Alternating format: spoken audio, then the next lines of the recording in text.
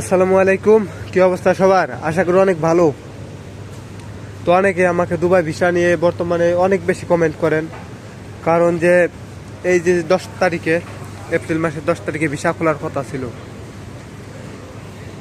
অনেকেই বলছে যে এপ্রিল মাসের 10 তারিখে ভিসা খুলবে, ইন্টারভিউ আছে, কিন্তু মূলত ভিসা এখনো খুলে নাই।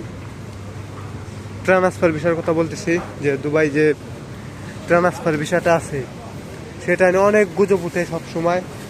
আপনারা যারা এই কোম্পানিতে আছেন বা ভালো কোনো জায়গায় আছেন, যে কোনো কোম্পানিতেই হোক, সাপ্লাই হোক ওর মেন কোম্পানিতেই হোক, তো আপনারা এই গুজবের কথায় কান দিয়ে আগেই ক্যান্সেল মারবেন না বা এমন কোনো সিদ্ধান্ত নেবেন না। কারণ এখন যদি তাদের কথা শুনে আপনি ক্যান্সেলও মেরে দেন, এরপরে দেখলেন যে ভিসা খোলা নেই, তাহলে তো আপনার না হলে দেশে চলে যেতে হবে, নাইলে অবৈধ হয়ে থাকতে হবে দুবাইতে। তো সরাসরি যখন গভর্নমেন্ট থেকে নিউজ দিবে না দুবাই ভিসা খুলে গেছে, দুবাই ট্রান্সফার ভিসা খুলে গেছে, আপনারা আমাদের এই ইউটিউবারদের ভিডিও দেখে বুঝতে হবে না। আপনারা চাইলে এই অনেক নিউজের মাধ্যমে দিয়ে দেবে, বাংলাদেশে অনেক নিউজ চ্যানেল আছে, তারাই বলে দেবে, তাদেরকে ফলো দিয়ে রাখেন, তাদের মাধ্যমে সকল ধরনের সঠিক নিউজগুলো পাবে।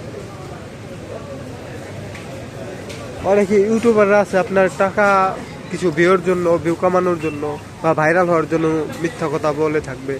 আজ ভিসা খুলে দিল, কাল ভিসা খুলে দিল। এমন একজন ছিল, এর আগে আমি ভিডিও বানিয়েছিলাম তাকে নিয়ে। তো এমনটা তাদের প্রতারণার চক্করে পড়লে তো আপনার লাইফটাই শেষ হয়ে যাবে। দেখা গেলো পরে এইদিকে হইলো না, ওই দিকে হইলো না, শেষ, দেশে চলে যেতে হবে। তো যে কোনো ডিসিশন নেওয়ার আগে একটু ভেবে চিনতে, দেখে শুনে আপনি নিজে নিজে দেখে তারপরে সিদ্ধান্ত নেবেন, আসলে নিজে যাচাই করে নেবেন। এই একজন বলল ইউটিউবে থেকে একটা ভিডিও দেখছেন, এটা দেখেই তারপরে আপনার ডিসিশন চেঞ্জ হয়ে গেল, এমনটা যেন না হয়। তো যাই করেন দেখে শুনে করবেন। আর দুবাই ভিসা আপাতত হয়তো নাও খুলতে পারে, কারণ অনেক দিন হয়ে গেছে, প্রায় 2 বছর হয়ে গেছে দুবাই ভিসা বন্ধ। যেদিন খুলে তারা দুবাই গভর্নমেন্ট থেকে বলে দেওয়া হবে এই দিন থেকে বাংলাদেশের জন্য ভিসা উন্মুক্ত করা হলো বা ভিসা হবে, যে সব ধরনের ভিসা হবে। তো সেই ধরনের কোনো নিউজ পাওয়ার আগে আপনারা কোনো সিদ্ধান্ত দেন না, কোনো দালালকে টাকা পয়সাও দেন না। তো এই ভিডিওটা এই পর্যন্তই। ভিডিওটি দেখার জন্য ধন্যবাদ। আসসালামু আলাইকুম।